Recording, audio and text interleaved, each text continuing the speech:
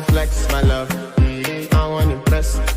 And I want to carry my love away to a place she loves. I'm